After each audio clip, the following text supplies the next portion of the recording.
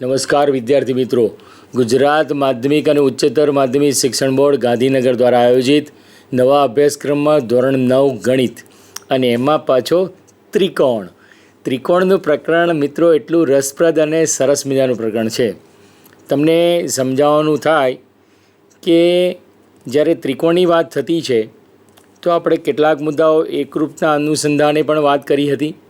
મિત્રો, આ બધી જ ભૌમિતિક આકૃતિઓ છે એને દર્શાવવા માટેનું પણ એક સરસ મજાનું રસપ્રદ સાધન છે. તમને ખ્યાલ છે? આપણી જાતે પણ બનાવી શકાય એવું બોર્ડ જે છે જીઓ બોર્ડ કહીશું.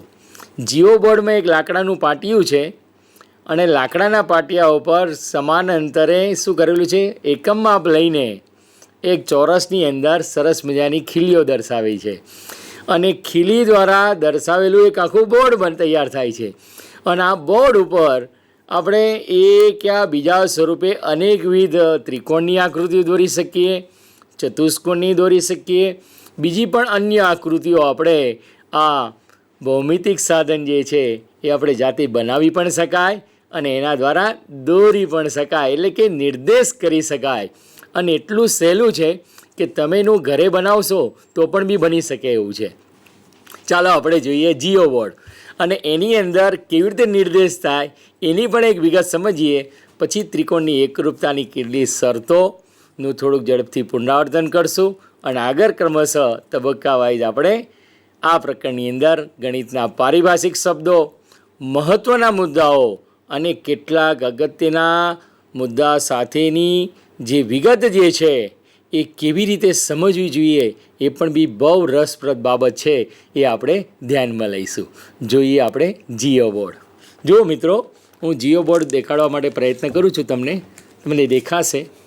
સામાન્ય રીતે આવા પ્રકારનું એક લાકડાનું પાટિયું છે.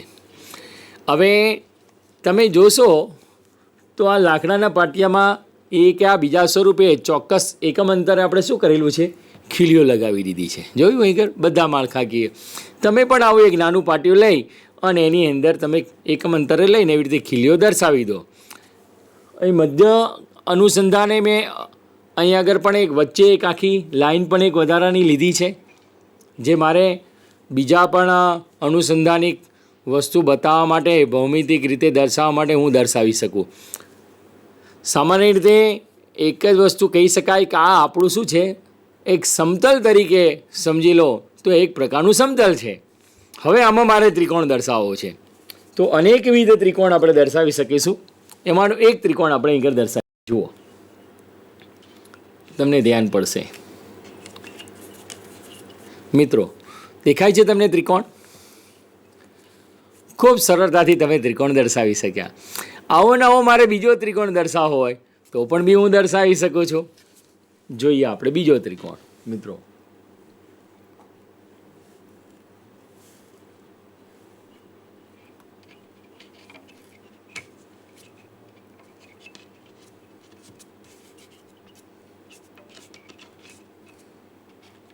આ શું થઈ ગયો? બીજો ત્રિકોણ. જોયું? આ બંને ત્રિકોણ જે છે જોવા જો રસપ્રદ એ બાબત છે કે કેવા પ્રકારનો છે. આ બે બાજુઓ સરખી છે, સમદ્વિ બાજુ ત્રિકોણ છે. બીજી વસ્તુ, અહીં જેવા પ્રકારનું ત્રિકોણ દર્શાવવું હોય તો દર્શાવી શકીશું. બાજુના આધારે ત્રિકોણના 3 પ્રકાર, જેમ કે સમદ્વિ બાજુ ત્રિકોણ, સમબાજુ ત્રિકોણ અને વિષમ બાજુ ત્રિકોણ. ખૂણાના આધારે પણ પાછા 3 પ્રકાર છે એ આપણે જાણીએ છીએ. પુનરાવર્તન તરીકે તમને સમજાવું. કાટકોણ ત્રિકોણ, ગુરુકોણ ત્રિકોણ અને લઘુકોણ ત્રિકોણ. એટલે કે ખૂણાના સંદર્ભે ત્રિકોણના પ્રકારનું અનુસંધાન આ રીતે આપણે દર્શાવી શકીએ. જો મારે અહીં કાટકોણ દર્શાવવો છે તો બહુ સરળતાથી હું અહીં કાટકોણ દર્શાવી શકું છું. તમે જોઈ શકો છો અહીંયા આગળ આપણને શું મળી ગયો? કાટકોણ ત્રિકોણ મળી ગયો. જોયું? એ અનુસંધાન મારે ગુરુકોણ બતાવવો છે તો એનાથી વધારે સહેલું થઈ ગયું મિત્રો. જુઓ, આ શું થઈ ગયો? મારો ગુરુકોણ થઈ ગયો. આ શું થઈ ગયો? અહીંથી હું એક નિર્દેશિત કરવા પ્રયત્ન કરું મિત્રો. આ આપણો શું થઈ ગયો? ગુરુકોણ ત્રિકોણ, જે કાટખૂણાથી મોટો જે ખૂણો છે આપણી પાસે. આનું અનુસંધાન તમે જોઈ શકો છો એ આપણે 90 કરતાં મોટો છે. ટૂંકમાં એકરૂપ ત્રિકોણો દર્શાવવા હશે તો પણ બી દર્શાવી શકીશું. એટલે આ જીઓ બોર્ડ બહુવિધ રીતે આપણા ભૌમિતિક સાધન તરીકે આપણે સમજીએ તો આ ખરેખર રસપ્રદ છે અને બનાવવું પણ જોઈએ.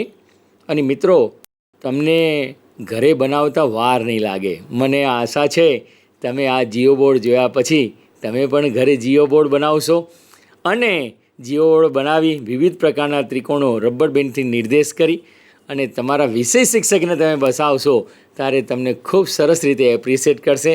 આશા રાખું છું આપણે બાકી અનેક વસ્તુઓ, અનેકવિધ પરિણામો જે છે ત્રિકોણના સંદર્ભે એ આપણે જોઈશું પ્રેઝન્ટેશનમાં. ચાલો આપણે જોઈએ પ્રેઝન્ટેશન.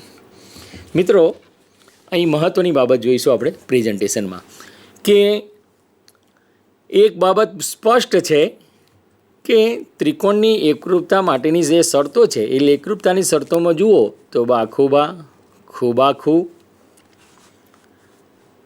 બાજુ, ખૂણો અને બાજુ બે ત્રિકોણને સંગત એના શિરોબિંદુને આધારે જો બે બાજુ અને તેનો અંતર્ગત ખૂણો બીજા ત્રિકોણના બે બાજુ અને અંતર્ગત ખૂણો જો સમાન હોય તો બંને ત્રિકોણો એકરૂપ થાય. તે જ રીતે ખૂબાખૂ એટલે કે ખૂણો બાજુ અને ખૂણો, તે જ રીતે બે ખૂણાઓ ખૂખુબા અને ચોથો છે બાબા એટલે કે ત્રણ બાજુઓ સરખી હોય તો પણ બી એ ત્રિકોણ એકરૂપ થવાના છે. અને કાકબા કાટખૂણો કર્ણ અને બાજુ એ પણ બી એ કેવા છે બે ત્રિકોણને સંગત અનુરૂપ જે શિરોબિંદુ વચ્ચેની કોઈ એક સંગતતા માટે બંને ત્રિકોણો કાટખૂણો કર્ણ અને બાજુ જો બંને ત્રિકોણમાં એકરૂપ હોય તો આ એકરૂપ ત્રિકોણો કહેવાય. આ એની મુખ્યત્વે 5 શરતો છે. ટૂંકમાં એને બાખુબા, ખૂબાખૂ, ખૂખુબા, બાબાબા અને કાકબા તરીકે આપણે જાણીએ છીએ. મિત્રો, આ એનું ફૂલ ફોર્મ જોવા જઈએ તો બાજુ, ખૂણો અને બાજુ. બીજાનું ખૂણો, બાજુ અને ખૂણો. ત્રીજામાં ખૂણો અને બાજુ. અને ચોથામાં બાજુ અને બાજુ એટલે કે બધી ત્રણ બાજુ ત્રિકોણની. અને પાંચમું જે છે કાટખૂણો કર્ણ અને બાજુ એટલે કાકબા. ટૂંકમાં આ રીતે પણ એને શોર્ટ ફોર્મમાં આ રીતે પણ આપણે યાદ રાખી શકીએ. મિત્રો, હું આશા રાખું છું તમે પણ આવું એક સરસ મજાનું કોષ્ટક તરીકે નિર્દેશ કરી તમારે યાદ રાખવામાં એકદમ સરળતા પડશે. એટલે 5 આ એકરૂપતાની જે શરતો છે એના આધારે મેં તમને જીઓ બોર્ડ બતાવ્યું હતું. એના આધારે બધી જુદી જુદી આકૃતિઓ બે ત્રિકોણ માટે તમારે નિર્દેશિત કરવી જોઈએ અને આપણે સરળતાથી નિર્દેશ કરી શકાય. એ જે બાખુબા હોય, એ જે ખૂબાખૂ હોય કે ખૂખુબા હોય, બાબાબા હોય કે કાકબા હોય, તો આપણે વારા ક્રમશઃ આ એક પુનરાવર્તન તરીકે આપણે જરીક જોઈએ. અને એમાં જોશો તો તમને એક રસપ્રદ વિગત એટલા માટે કે જે આ આકૃતિથી દોરીને જ્યારે તમે ભૌમિતિક આકૃતિ દોરો છો ત્યારે તમારા પ્રશ્નની સમજ વધારે સ્પષ્ટ થતી છે. જ્યાં સુધી તમે ભૂમિતિ જેવા વિષયની અંદર જો નથી દોરતા તો તમારી જે સમજ જે છે, તમારે સમજવું છે એ વધારે સ્પષ્ટ નહીં થાય. પણ આકૃતિ દોરશો તો મને એવી આશા છે કે આખો પ્રશ્ન તમને સમજાઈ જશે અને સોલ્વ કરવામાં, એનો ઉકેલ લાવવામાં તમને ખૂબ સરળતા પડશે. માટે જ આવી ભૌમિતિક આકૃતિઓને આપણે જીઓ બોર્ડ દ્વારા દર્શાવાય. અન્ય કાગળ છે, રંગીન કાગળમાં બહુ લો કોસ્ટ બેઝ 5 રૂપિયાના, 10 રૂપિયાના કાગળમાં 10, 15, 20 કાગળ આવે. સરસ મજાના આવા જુદા જુદા એકરૂપતાના સંદર્ભવાળા બધા ત્રિકોણો કાપી શકાય અને એને આપણે નિર્દેશ પણ કરી શકાય. બીજું, નકામી જે સાવરણી છે એની જે કેટલીક સળીઓ છે એ સળી દ્વારા પણ આવા બધા ત્રિકોણો આપણે બનાવી શકીએ. હું આશા રાખું છું તમે પણ આવા કેટલાક પ્રોજેક્ટ કાર્ય કરતા હશો. હવે આપણે જોઈએ એકરૂપતાની શરતોમાં આગળ પ્રેઝન્ટેશનમાં. મહત્ત્વની બાબતમાં આપણે લઈએ છીએ બાખુબા. બંને ત્રિકોણ આપ્યા છે, ત્રિકોણ એબીસી અને ત્રિકોણ પીક્યુઆરની સંગતતા એબીસી સંગતતા પીક્યુઆરમાં તમે જુઓ એબી બરાબર પીક્યુ એટલે કે બે બાજુઓ એબી અને પીક્યુ બાજુ સરખી છે. ખૂણો બી અને ખૂણો ક્યુ સરખા છે અને બીસી બાજુ અને ક્યુઆર બાજુ પણ કેવી છે? સરખી છે. એટલે કે બાજુ, ખૂણો અને બાજુ એટલે કે બાખુબાના આધારે એ એ સંગતતા સમરૂપ સંગતતા એકરૂપતા આપણે દર્શાવી શકીએ અને આ એકરૂપ છે માટે આ બંને ત્રિકોણો પણ કેવા કહેવાશે? ત્રિકોણ એબીસી અને ત્રિકોણ પીક્યુઆર પણ એકરૂપ થશે.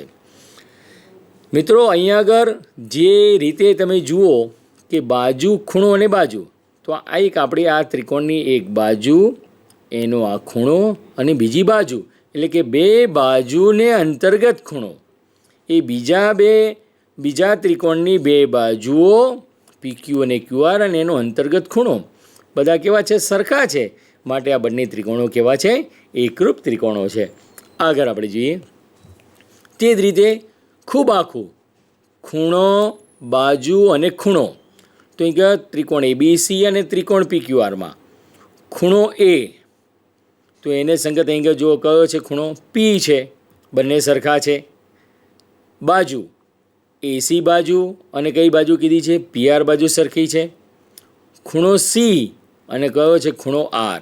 એનો અર્થ એવો થઈ ગયો એ અને સી ખૂણાની અંતર્ગત બાજુ, ખૂણો એ અને સીની અંતર્ગત બાજુ કઈ થશે? એસી બાજુ. એ રીતે પી અને આરની અંતર્ગત બાજુ કઈ થશે? એની અંદરની બાજુ કેવી થશે? પીઆર થશે. જોયું? એટલે કે એનો અર્થ એ થઈ ગયો ખૂણો, બાજુ અને ખૂણોના આધારે આ બંને ત્રિકોણો પણ પાછા કેવા થતા છે? એકરૂપ થતા છે. આ રીતે આપણે સમજવા જોઈએ. ત્રીજો જે છે ખૂખુબા. મિત્રો અહીં તમે જુઓ, અહીં ખૂણો એ બી કોને સંગત છે? ક્યુને સંગત ખૂણો. બી અને ક્યુ સરખા છે. સી અને આર સરખા છે.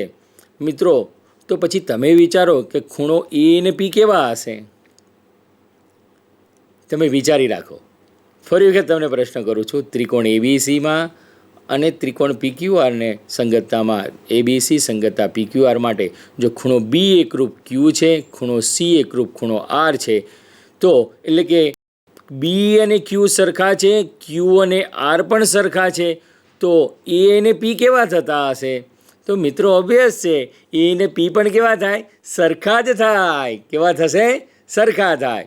અહીંયા આગળ ખૂણો અને બાજુ કઈ લીધી છે? અહીં એસી બાજુ છે. એ રીતે એને સંગત કઈ છે? પીઆર અહીંયા આગળ ખૂણો બી અને ક્યુ એટલે કે બીસી બાજુ અને કઈ છે? ક્યુઆર. એ એને સંગત બાજુઓ છે. મિત્રો અહીં આગળ બી અને સી લઈશું. બીસી બાજુના સંગતતામાં એટલે કે એને અંતર્ગત બાજુ લીધી છે, પણ ના ખૂખુબા લેવું છે મારે, તો પી અને આર જ લઈશું.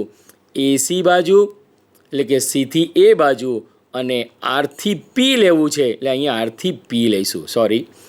ખૂણો બીને સંગત ખૂણો ક્યુ, ખૂણો સીને સંગત ખૂણો આર અને સીથી એ બાજુને સંગત આરથી પી બાજુ છે. અહીં ક્યુની જગ્યાએ મિત્રો પી સમજશું. એટલે કે આ ખૂખુબા ને અંતર્ગત બંને ત્રિકોણો, ત્રિકોણ એબીસી અને ત્રિકોણ પીક્યુઆર કેવા છે? એકરૂપ છે. આગળ આપણે જોઈએ બા. અહીં બાજુ અને બાજુ, તો એબીસી ત્રિકોણ અને પીક્યુઆર ત્રિકોણની શિખરોબિંદુઓ એબીસી સંગતતા પીક્યુઆર માટે જુઓ, એબી બાજુ બરાબર પીક્યુ બાજુ છે, બીસી બાજુ બરાબર ક્યુઆર બાજુ છે અને એસી બાજુ બરાબર કઈ છે? પીઆર બાજુ છે. એટલે કે આરપી બાજુ છે. સીથી એ અને આરથી પી બાજુ છે. એટલે એનો અર્થ એવો થઈ ગયો કે બંને ત્રિકોણો વચ્ચે બાજુને સાપેક્ષતામાં આ કેવા છે? બધી બાજુઓ સરખી છે. માટે બંને ત્રિકોણો કેવા થતા હશે? એકરૂપ ત્રિકોણો છે. એટલે કે ત્રિકોણ એબીસી એકરૂપ ત્રિકોણ પીક્યુઆર. ટૂંકમાં બા શરતના આધારે બંને ત્રિકોણો કેવા છે? અહીં એકરૂપ છે. ત્યારબાદ વાત કરીએ કાટખૂણો, કણ અને બાજુ. કા એટલે કાટખૂણો, પછી આ છે એનો કણ અને આ એની બાજુ. બંને ત્રિકોણ એબીસી અને ત્રિકોણ પીક્યુઆરમાં ખૂણો બી એકરૂપ ખૂણો ક્યુ છે. જોયું? કર્ણ કયો છે મારે? એસી બાજુ અને કઈ બાજુ છે? પીઆર બાજુ. તો એસી અને પીઆર બાજુ. અને બીજી બાજુ કોઈ પણ એક લેવાની છે, તો બીથી સી લો, એને સંગત છે ક્યુથી આર.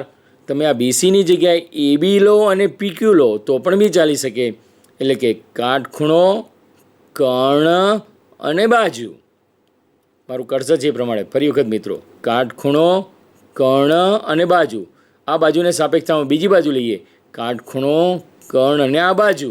અહીંયા આગળ પણ એ રીતે કાટખૂણો કર્ણ અને આ બાજુ, એટલે કે એ બીને સાપેક્ષ તો અહીં આગળ PQ લેવા જોઈએ. અહીં આગળ આપણે ખૂણા બીને સંગત ખૂણો ક્યુ એકરૂપ એટલે કે સરખા બતાવ્યા છે. એસી બાજુ અને PR બાજુ એટલે કે કર્ણનું માપ સરખું છે, અને બીથી સીનું માપ અને ક્યુથી આરનું માપ પણ કેવું છે, અહીં આગળ સરખું છે. માટે કાકબા શરતના આધારે આ બંને ત્રિકોણો પણ પાછા કેવા છે, એકરૂપ છે.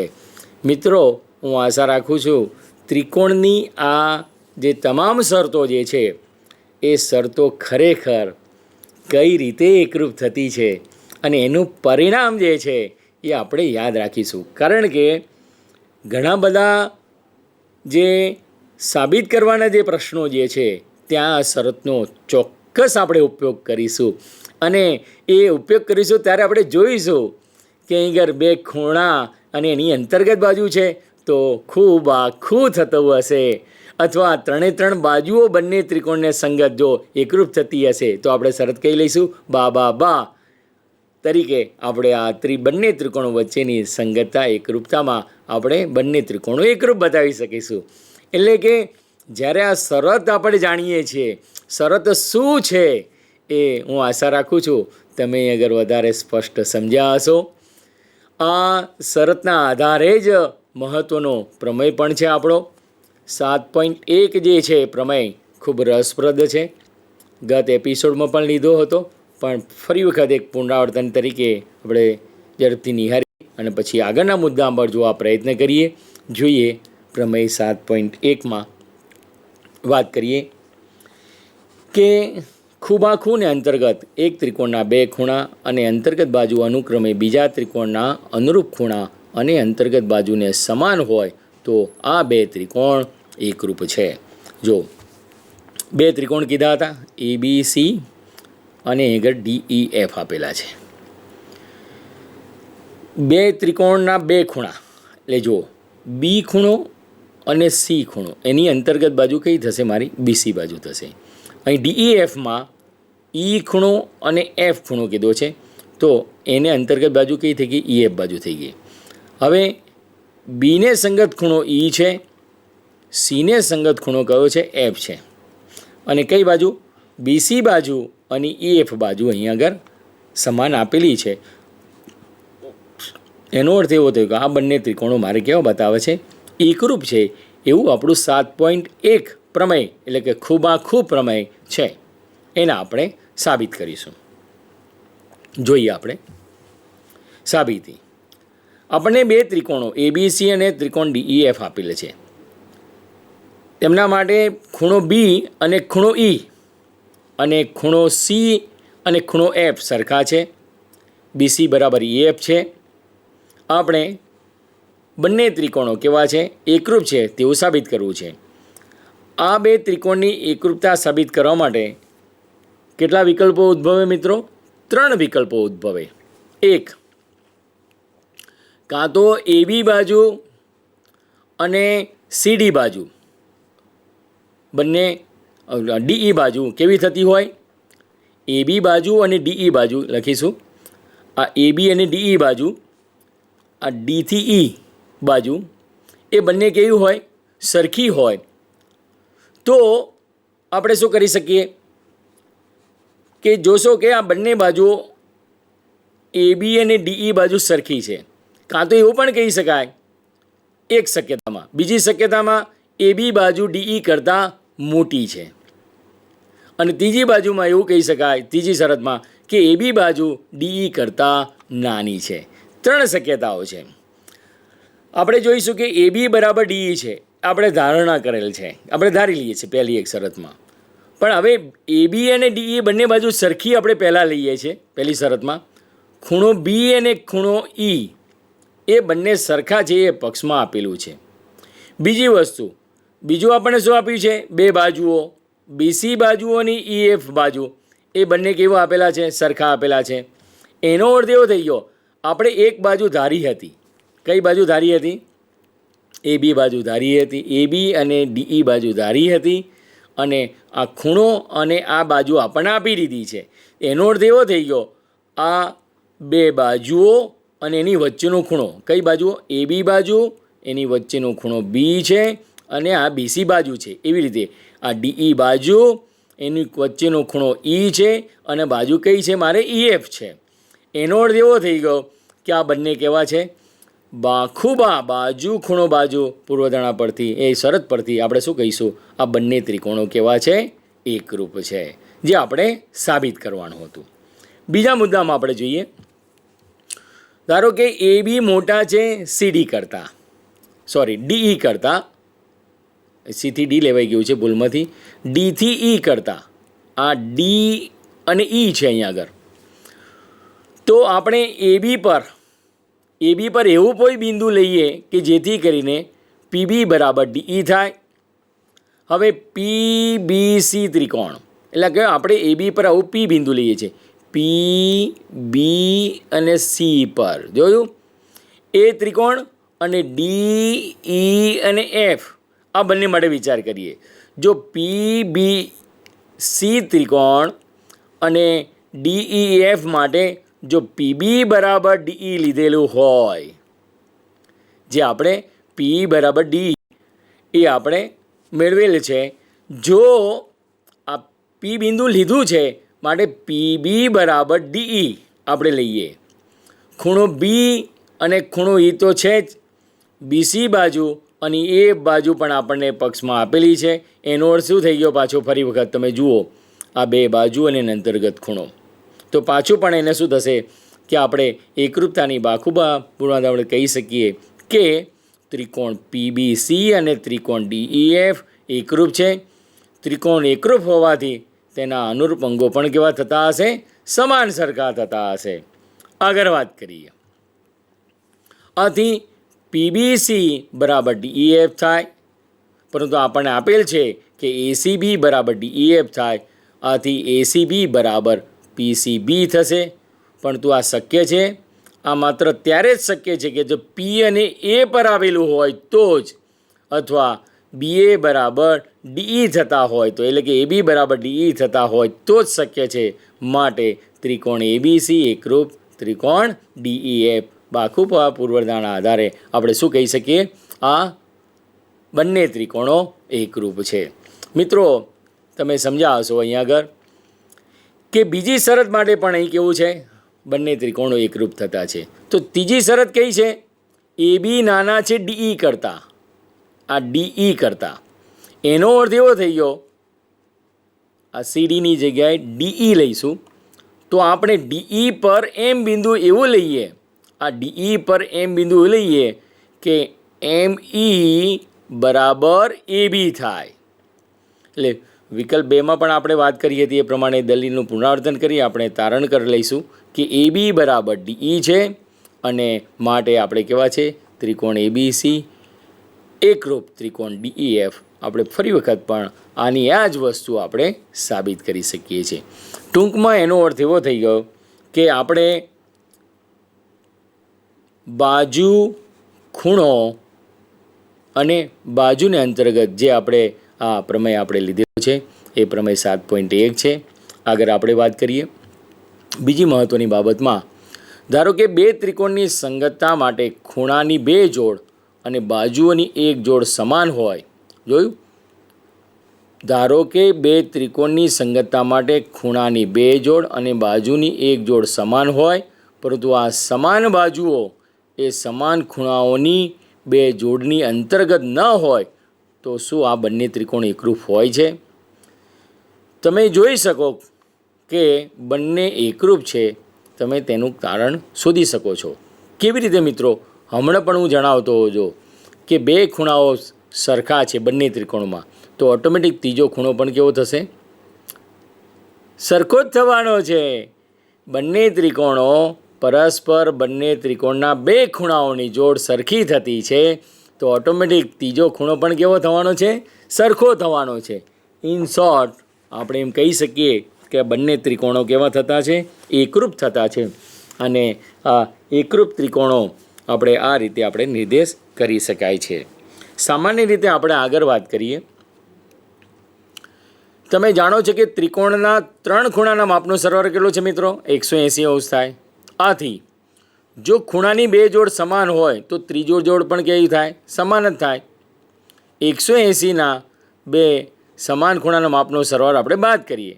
આથી જો ખૂણાની બે જોડના અનુરૂપ બાજુઓની એક જોડ સમાન હોય તો ત્રિકોણ એકરૂપ હોય.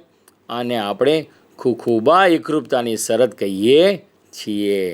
જોયું મિત્રો? અહીંયા આગળ શું કીધું હતું? બે બાજુઓ, એને અંતર્ગત બાજુ નથી, એ ખૂખુ શરત જે હતી એની જ વાત કરીએ અહીંયા આગળ, કે બંને ત્રિકોણ છે એને સંગત બંને ત્રિકોણના બે ખૂણાઓ કેવા છે? એકરૂપ છે.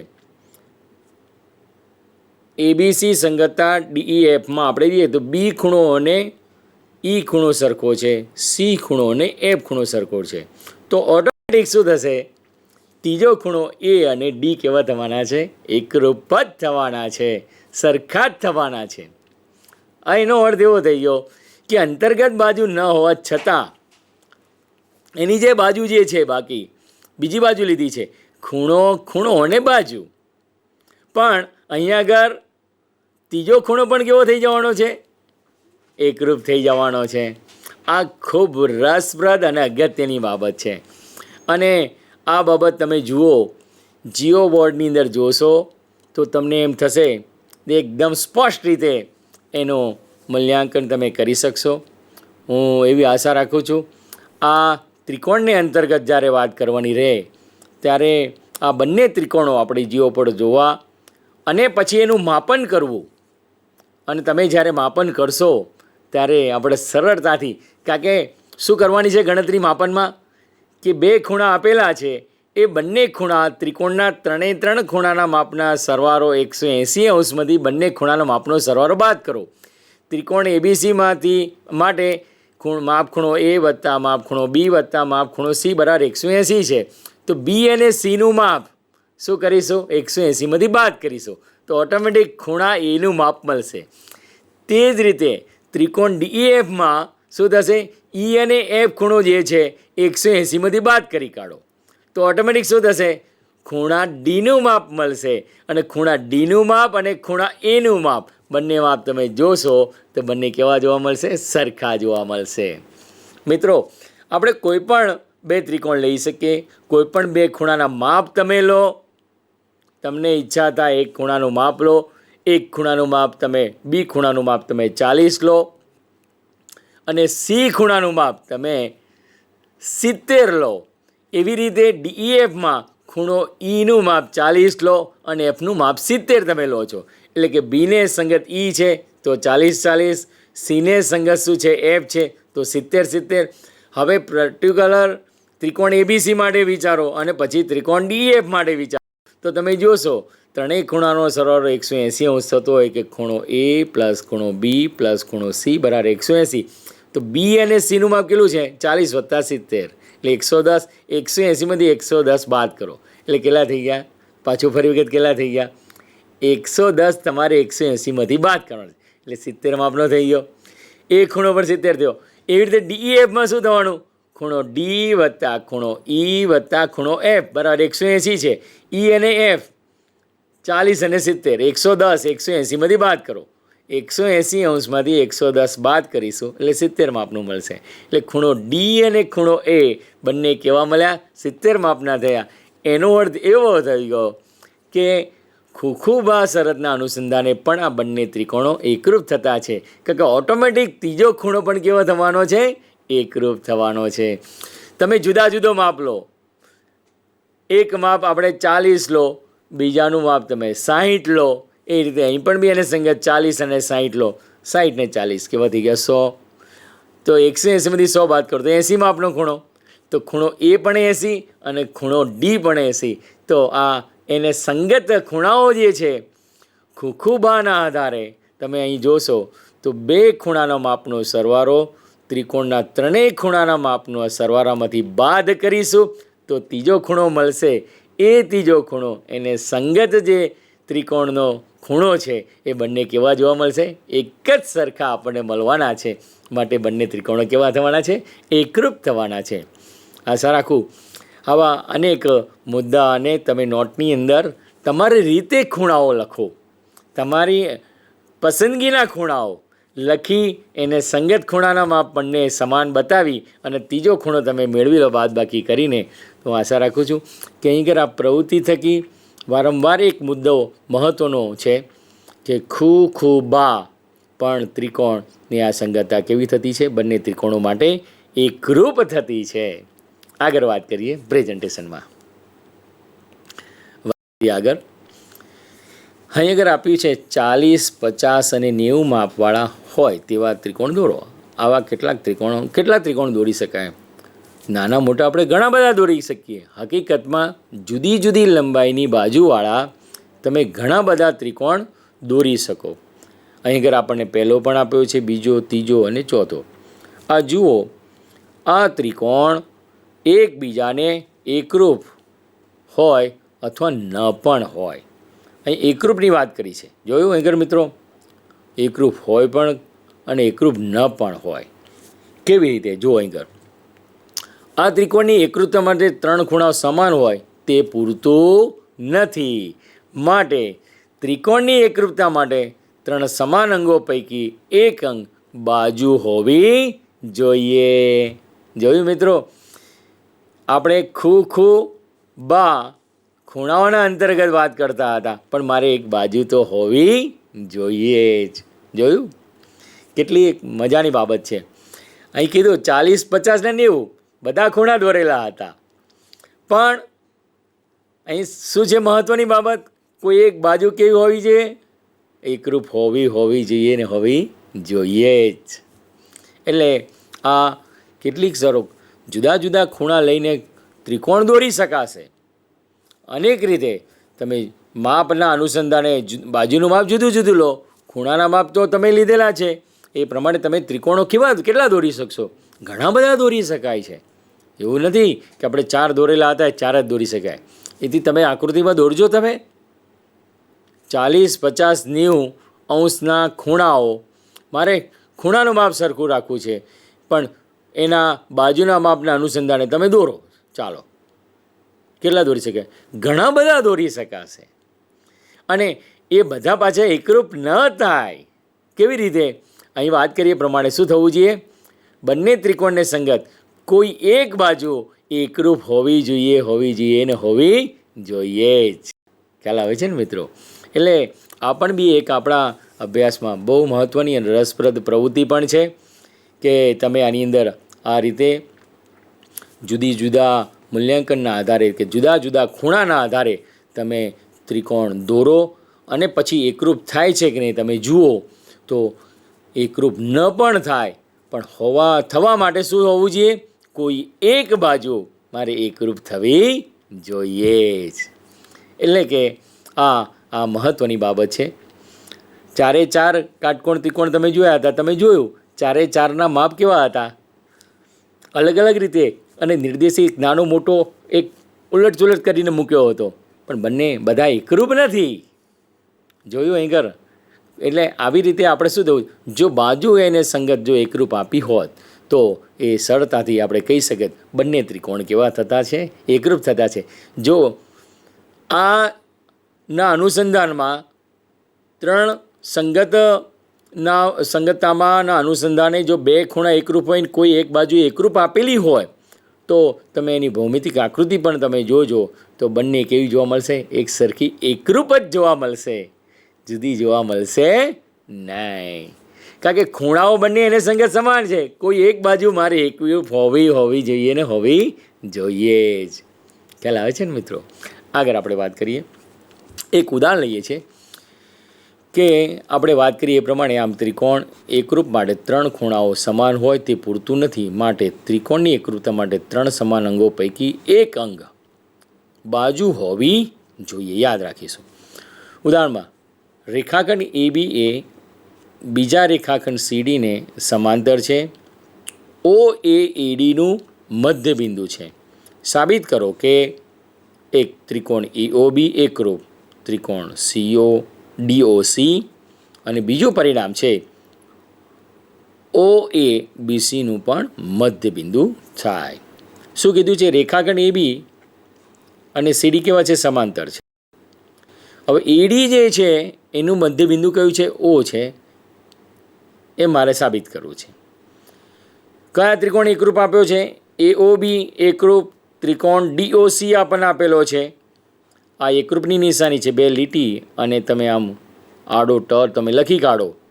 ગુજરાતીમાં આપણે સમજવા માટે કહું છું કે આ એકરૂપની નિશાની છે, 2 લીટી દોરવાની છે, અને આગળ આપણે આ ટ દોરેલો છે. સમજો.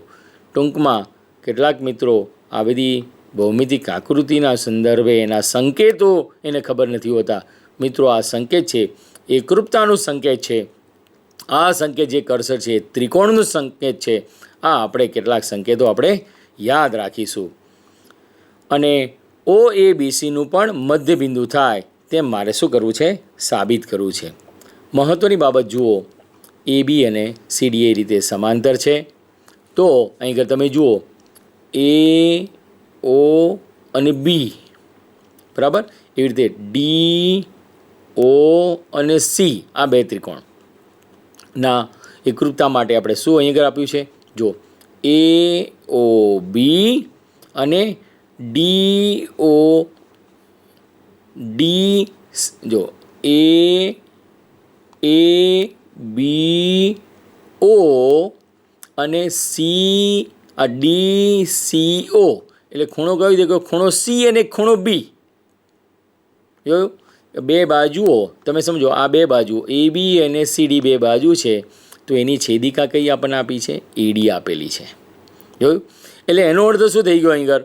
બીજું, AB બાજુ અને આ CD બાજુ છે એની પણ આ છેદિકા છે, સમજો, BC. તો અહીં આગળ કયો ખૂણો મળ્યો? ABO, એટલે કે ખૂણો B, અને આગળ DCO એટલે ખૂણો C. આ બંને કેવા છે? યુગ્મકોણની જોડ છે.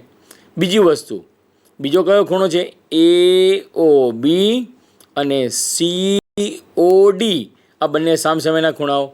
આ ખૂણો COD અને AOB, આ સામસામેના ખૂણાઓ. મારું કર્સર છે એ પ્રમાણે આ બંને જે સામસામેના ખૂણાઓ જે છે એ બંને કેવા છે? અભિકોણની જોડ છે, પરસ્પર એકબીજાને છેદતા છે. જોઈ તમે, આ રીતે જ આપણે સાંકેતિક રીતે દર્શાવવું હોય તો આપણે દર્શાવી શકીએ, સમજી પણ શકીએ. પણ બીજું આપણે કીધું છે મધ્યબિંદુ છે OADનું, એનો અર્થ એવો થઈ ગયો OA બરાબર OD થાય, જે આપણને પક્ષમાં આપેલું છે. એનો અર્થ એવો થઈ ગયો, કઈ શરત થશે? ત્રિકોણ AOB એકરૂપ, ત્રિકોણ DOC એ ખૂબ શરતના આધારે બંને ત્રિકોણો કેવા થવાના છે? એકરૂપ થવાના છે. જોયું? મિત્રો, અહીંયા આગળ આપણે 2 વસ્તુ સ્પષ્ટ હતી કે 2 સમાંતર રેખા છે, AB અને CD. એની છેદિકા AD પણ થઈ શકે છે, અને બીજી એની છેદિકા કઈ થતી છે? C થી B પણ થઈ જતી છે. એટલે કે AB સમાંતર CD રેખાની 2 છેદિકાઓ, AD રેખા અને BC રેખા, આ બંને રેખાઓ કેવી થતી છે? સમાંતર થતી છે. અને એ પેલી કેવી થતી છે? એની છેદિકાઓ થતી છે. AB સમાંતર CDની છેદિકાઓ કઈ છે? AD પણ છે અને BC પણ છે. તો અહીં આગળ અભિકોણોની જોડ અહીં આગળ જુઓ, કયો થતો છે? CO અને D ખૂણો. બીજો અભિકોણ કયો થતો છે? AOB ખૂણો. આ 2 જોડ થઈ સામસામેની. એ સિવાય કઈ થતી છે? અભિકોણો કયા થશે બીજા? સમજીએ તો DOB, અને બીજો કયો થવાનો છે આપણે પરસ્પર 2 રેખાઓ છેદતી હોય તો? COA, એટલે કે આ કર્સરની આ બાજુ અને બીજો આ કર્સરની જમણી અને ડાબી બાજુ. આ બંને ખૂણા પણ કેવા થવા? અભિકોણની જોડ. આ પણ બી અભિકોણની જોડ છે. ટૂંકમાં COD અને AOB આ બંને સામસામેના ખૂણા અભિકોણ છે. બીજી વસ્તુ, DCO એટલે કે ખૂણો આ, અને AB અને O ખૂણો, આ બંને ખૂણા કેવા થતા છે? B ખૂણો અને C ખૂણો યુગ્મકોણ છે. તે જ રીતે ખૂણો D અને A પણ કેવા થતા છે? યુગ્મકોણ થવાના છે. મિત્રો, આકૃતિ ઉપરથી આપણી તમામ શક્યતાના આધારે આપણે આ સમજ લીધી.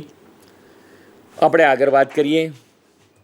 બીજા પરિણામ માટે આપણે લઈએ કે OB બરાબર ઓથી બી અને ઓથી સી સરખા છે એકરૂપ ત્રિકોણની અનુરૂપ બાજુઓ એટલે CPCTમાં આપણે કહીએ છીએ કે OA BCનું શું થતું છે મધ્યબિંદુ પણ થાય છે. જોયું મિત્રો, OA BCનું કેવું થતું છે મધ્યબિંદુ, કારણ કે એને સંગત એકરૂપ થઈ ગયા અને બે સમાંતર રેખાની આ છેદિકાના આધારે તમે જુઓ OB અને OC સરખા થતા હોય તો ઓબ્વિયસલી OA BCનું મધ્યબિંદુ થાય છે.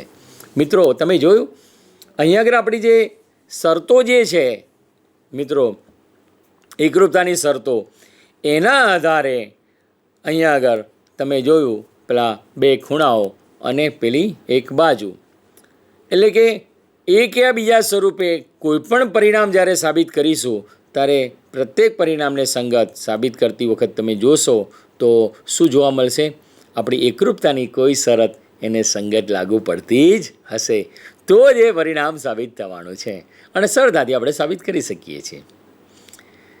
અભિકોણો મળ્યા સામસામેના અને યુગ્મ કોણની જોડ મળી ગઈ, બાકીની એક બાજુ તો કેવું મધ્યબિંદુ હતું એટલે એને બતાવી શક્યા.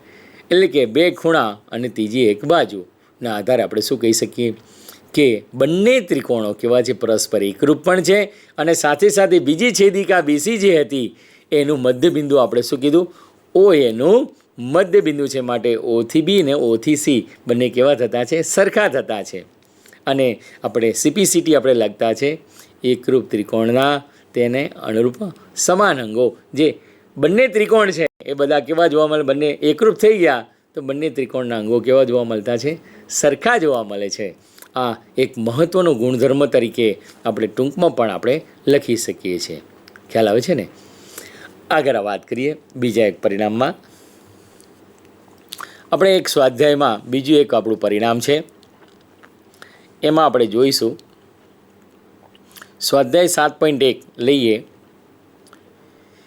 એમાં ચતુષ્કોણ ACBDમાં AC બરાબર AD, જો અહીં આગળ આકૃતિમાં આપ્યું છે AC બરાબર AD આપેલું છે અને ABA આ AB એ ખૂણા બીનો કેવો છે A થી B, આજે અમુક સમજ એકી સમજો, આ ABA શું થશે ખૂણા બીનો કેવો છે દ્વિભાજક.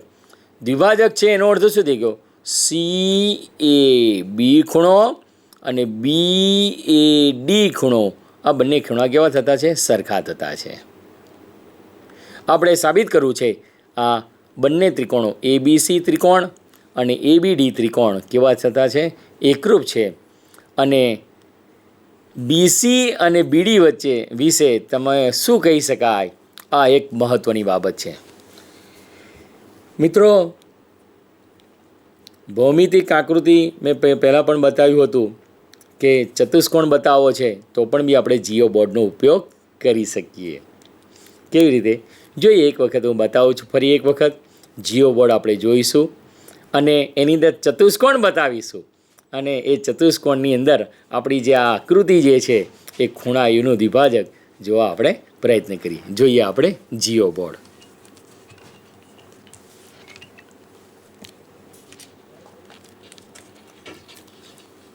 મિત્રો આ જીઓ બોર્ડની અંદર તમે જોશો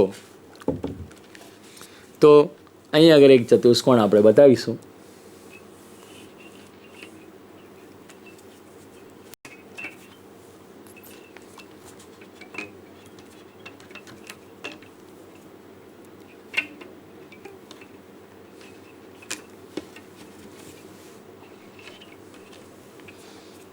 દેખાય છે મિત્રો? હવે સમજો કે આ ખૂણાનો મારે દ્વિભાજક દોરો છે તો એને સંગત આપણે શું એક રબર બેન્ડ બીજું અહીં લગાવી શકાય.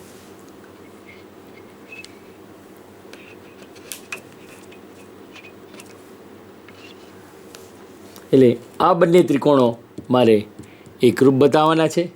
અહીં આ ખૂણો અને આ ખૂણો સમાન આપણને આપેલા છે, આ બાજુઓ પણ આપણને જે આપણે આપી છે એ પ્રમાણે એને સંગત આકૃતિમાં જે જોવા જઈએ તો સરખી આપણને આપી છે. પણ અહીંયા આગળ તમે જુઓ તો આપણી જે ભૌમિતિક આકૃતિ જે છે એ આપણા જે પાઠ્યપુસ્તક અથવા કોઈપણ પરિણામ છે એને અંતર્ગત આપણે ચતુષ્કોણ બતાવવો છે એ રીતે છેદક બતાવવું છે તો પણ બી આપણે બતાવી શકીશું. ટૂંકમાં જુદા જુદા ચતુષ્કોણ, જુદા જુદા ત્રિકોણ પણ આપણે આ જીઓ બોર્ડ દ્વારા નિર્દેશ કરી શકીએ છીએ. જોઈએ આપણે હવે પરિણામની અંદર જોઈએ. આપણે જે સાબિત કરવું છે, તમને ખ્યાલ આવી ગયો હશે કે જીઓ બોર્ડમાં સામાન્ય રીતે જોવા જઈએ તો જે ત્રિકોણો આપણે બતાવ્યા હતા એ રીતે બધા જ પ્રકારના આપણે ચતુષ્કોણો બતાવી શકીએ છીએ. ટૂંકમાં ચતુષ્કોણો પણ જીઓ બોર્ડમાં નિર્દેશ કરી શકાય. ચતુષ્કોણના વિવિધ પ્રકારો પણ આપણે નિર્દેશ કરી શકાય છે. ટૂંકમાં કહેવાનું એ મારો અર્થ એવો છે કે અનેકવિધ રીતે આપણી આ ભૌમિતિક આકૃતિઓ નિર્દેશ કરવા માટે જીઓ બોર્ડ ખૂબ જ ઉપયોગી છે. સ્વાધ્યાય 7.1માં આપણે પરિણામ પહેલો પ્રશ્ન જે હતો ચતુષ્કોણ ACBDમાં આપણે ક્રમ આ રીતે લીધો છે. ACB અને Dમાં A થી C બાજુ અને A થી D બાજુ બે બાજુઓ સરખા આપી છે. બીજી વસ્તુ AB જે છે બાજુ એ ખૂણા એનો દ્વિભાજક છે. તો આપણે સાબિત કરવું છે કે ABC ત્રિકોણ અને ABD ત્રિકોણ બંને કેવા છે? એકરૂપ છે. અને BC અને BD વિશે આપણે શું કહી શકીએ? તમે મિત્રો વિચારજો. આપણે કેટલીક શરતો જોઈ છે. શરતોના આધારે તમે આ પરિણામને સાબિત કરશો. આશા રાખું છું તમે આ પરિણામ તમારી જાતે સોલ્વ કરશો અને આવતા જે એપિસોડમાં આપણે એના પરિણામો તમે શું સોલ્વ કર્યા છે એને સંગત આપણે મિલાવીશું. ત્યાં સુધી રજા લઉં. નમસ્કાર.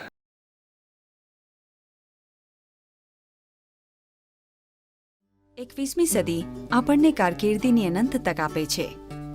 જે વિદ્યાર્થીઓ 10મા ધોરણ પછી શું કરવું, કઈ કારકિર્દી પસંદ કરવી એવી મૂંઝવણમાં હોય, તેઓ પોતાના રુચિની ક્ષમતાના આધારે ઘણા બધા ક્ષેત્રમાં કારકિર્દી બનાવી શકે છે.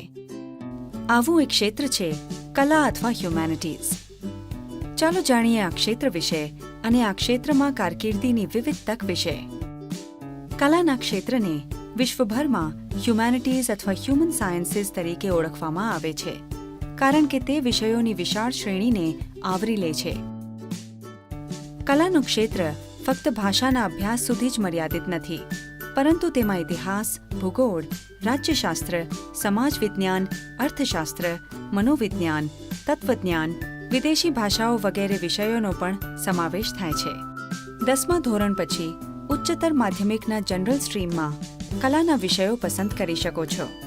ભાષાઓ અને વિષયોની પસંદગી કરતી વખતે વ્યક્તિની રુચિ, ક્ષમતા અને ભાવિ કારકિર્દીની તકને ધ્યાનમાં લેવા જરૂરી છે. જે વિદ્યાર્થીઓ વાંચન અને લેખન માટે ઊંડી રુચિ ધરાવે છે, તેઓ અર્થશાસ્ત્ર, મનોવિજ્ઞાન અથવા તત્વજ્ઞાન જેવા વિષયો પસંદ કરી શકે છે. નવી ભાષા શીખવામાં રુચિ ધરાવતા લોકો વિદેશી ભાષાઓને પસંદ કરી શકે છે. જો કે યાદ રાખજો કે અંગ્રેજીમાં પ્રાવીણ્ય વિકાસવાથી વિદેશી ભાષા શીખવામાં મદદ મળશે. ઇતિહાસ, ભૂગોળ, રાજ્યશાસ્ત્ર, સમાજ વિજ્ઞાન જેવા વિષયો એકબીજા સાથે સંકળાયેલા છે. યુપીએસસી અને જીપીએસસી, યુનિફોર્મ સર્વિસીસ, બેન્કિંગ વગેરે જેવી સ્પર્ધાત્મક પરીક્ષાઓ માટે આ વિષયોની મજબૂત સમજણ ઉપયોગી છે. મનોવિજ્ઞાન સાથે બેચલર ઓફ આર્ટ્સ ડિગ્રી પૂર્ણ કર્યા પછી કાઉન્સેલિંગ, માનવ સંસાધન, MBA વગેરે જેવી કારકિર્દીની પ્રાપ્તિ કરી શકાય છે. સામાજિક કાર્યનું વલણ ધરાવતા વિદ્યાર્થીઓ પાસે 12મા ધોરણ પછી સામાજિક કાર્યમાં બેચલર ડિગ્રી BSW મેળવવાનો વિકલ્પ હોય છે. ભૂગોળ સાથે બેચલર ઓફ આર્ટ્સ તમારા માટે મીટરોલોજી, GPS અથવા તો ઓશનોગ્રાફીમાં કારકિર્દી માટે દરવાજા ખોલી શકે છે. અર્થશાસ્ત્ર સાથે બેચલર ઓફ આર્ટ્સ તમારા માટે management, finance, business analytics, market research, ગ્રામીણ અર્થશાસ્ત્ર અથવા શેર બજારોમાં કારકિર્દીના પાયા નાખી શકે છે. જર્નલિઝમ અને માસ કમ્યુનિકેશન જેવા ક્ષેત્રોમાં પણ કલા ઉપયોગી છે. ઉપરાંત library science, museum studies, archaeology અને એન્થ્રોપોલોજીના ક્ષેત્રે ઘણી કારકિર્દીની તક છે. વિદેશી ભાષાના અભ્યાસ પછી અનુવાદમાં ઘણી તક છે. પ્રવાસી માર્ગદર્શક એટલે કે ભૂમિયા તરીકે કામ કરવું એ પણ એક આશાસ્પદ કારકિર્દી છે.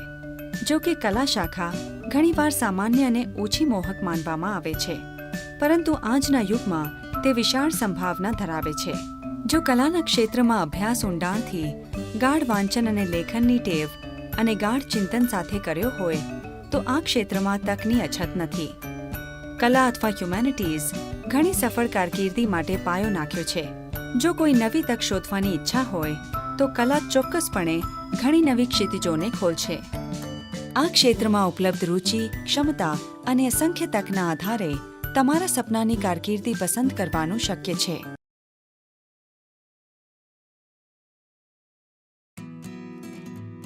એકવીસમી સદી આપણને કારકિર્દીની અનંત તક આપે છે. જે વિદ્યાર્થીઓ 10મા ધોરણ પછી શું કરવું, કઈ કારકિર્દી પસંદ કરવી એવી મૂંઝવણમાં હોય, તેઓ પોતાના રુચિની ક્ષમતાના આધારે ઘણા બધા ક્ષેત્રમાં કારકિર્દી બનાવી શકે છે. આવું એક ક્ષેત્ર છે લલિત કલા. ચાલો જાણીએ આ ક્ષેત્ર વિશે અને આ ક્ષેત્રમાં કારકિર્દીની વિવિધ તક વિશે. માનવ અસ્તિત્વની શરૂઆતથી લલિત કલા આપણા જીવનનો એક અભિન્ન ભાગ છે. લલિત કલા વ્યાપક રીતે 3 પ્રકારોમાં વર્ગીકૃત કરી શકાય છે: વિઝ્યુઅલ આર્ટ્સ, પરફોર્મિંગ આર્ટ્સ અને અપ્લાઇડ આર્ટ્સ. વિઝ્યુઅલ આર્ટ્સમાં ડ્રોઈંગ, પેઇન્ટિંગ, સ્કલ્પ્ટિંગ એટલે કે મૂર્તિકલા, ડિઝાઇનિંગ વગેરેનો સમાવેશ થાય છે. જ્યારે પરફોર્મિંગ આર્ટ્સમાં ડાન્સ, નાટક અને સંગીતનો સમાવેશ થાય છે. અપ્લાઇડ આર્ટ્સ એટલે રાંધણ વિજ્ઞાન, સૌંદર્ય વિજ્ઞાન, fashion designing, interior designing, advertising, graphic design, animation અને મલ્ટીમીડિયા, ફોટોગ્રાફી અને ફિલ્મ નિર્માણનો સમાવેશ થાય છે. ક્રિએટિવિટી અને ઇનોવેશન આજના યુગમાં, ડિજિટલ અને તકનીકી ક્રાંતિના યુગમાં ખૂબ મહત્વનું છે, જેથી લલિત કલામાં નવા કારકિર્દીના માર્ગ ખુલ્યા છે. લલિત કલાના ક્ષેત્રમાં 10મા ધોરણ પછી ઉચ્ચ માધ્યમિક વ્યવસાયલક્ષી અભ્યાસક્રમો છે, જે રોજગારી અને સ્વરોજગારીની તક તરફ લઈ જાય છે. તેવી જ રીતે 10મા પછી આઈટીઆઈ અને ઘણા અભ્યાસક્રમો છે, જેવા કે ડેસ્કટોપ પ્રકાશન, architectural assistant, food technology, baking, sewing technology, photography વગેરે જેવા ડિપ્લોમા. ત્યાર પછી કંઈ પણ કામ કરીને અનુભવ પ્રાપ્ત કરી શકાય છે અને દૂરસ્થ શિક્ષણ દ્વારા ઉચ્ચ શિક્ષણનો અભ્યાસ કરી શકાય છે. સ્કૂલમાં આર્ટ્સમાં એલિમેન્ટરી અને ઇન્ટરમીડિયેટ પરીક્ષાઓ આપવી વિદ્યાર્થીને લલિત કલામાં કારકિર્દીની તૈયારી કરવા માટે મદદરૂપ થશે. 10મા પછી એક સરકારી વાણિજ્ય ડિપ્લોમા ઇન આર્ટ્સ અથવા જીડી આર્ટ્સ પણ પસંદ કરી શકે છે, જે 5 વર્ષનો કોર્સ છે અથવા 2 વર્ષનો આર્ટ શિક્ષક ડિપ્લોમા છે અને આ રીતે શિક્ષણમાં કારકિર્દી શરૂ કરી શકે છે. કોઈ પણ પ્રવાહમાં 12મું પૂર્ણ કર્યા પછી આર્ટ, મ્યુઝિક, ડાન્સ અથવા ડ્રામામાં ઊંડી રુચિ ધરાવતા વિદ્યાર્થીઓ સ્કલ્પચર, શિલ્પ, applied arts, visual arts, music, designing, performing arts, fashion design, પેઇન્ટિંગમાં વિશેષતા સાથે બેચલર ઇન ફાઇન આર્ટ્સ માટે નોંધણી કરાવી શકે છે. આ 4 વર્ષનો કોર્સ છે. જે વિદ્યાર્થીઓને કળા માટે જુસ્સો છે, તેઓ 12મા ધોરણ પછી દરેક માટે પ્રવેશ પરીક્ષા પાસ કરીને national institute of design, national institute of fashion technology અને આઈઆઈટીમાં અંડર ગ્રેજ્યુએટ કોર્સમાં જોડાવાનો પણ વિચાર કરી શકે છે. આર્કિટેક્ચર લલિત કલાનો બીજો વિકલ્પ છે, જે લલિત કલા અને ટેકનિકલ ક્ષેત્રો બંનેનું સંયોજન છે. ફક્ત એવા વિદ્યાર્થીઓ કે જેમને 12મું ધોરણ વિજ્ઞાન અને ગણિત આવશ્યક વિષય તરીકે પૂર્ણ કર્યું છે, તેઓ નાટા પ્રવેશ પરીક્ષાને પાસ કર્યા પછી આર્કિટેક્ચરમાં જોડાઈ શકે છે. લલિત કલામાં કારકિર્દી બનાવવા માટે ધીરજ અને ખંત રાખવા ખૂબ જ મહત્વપૂર્ણ છે. તમારી કલાને વિકાસવા માટે તમારે સમય આપવો જરૂરી છે. કલા માટે સર્જનાત્મકતા અને જુસ્સો આ ક્ષેત્રની પૂર્વ જરૂરિયાતો છે. આ ક્ષેત્રમાં ઉપલબ્ધ રુચિ, ક્ષમતા અને અસંખ્ય તકના આધારે તમારા સપનાની કારકિર્દી પસંદ કરવાનું શક્ય છે.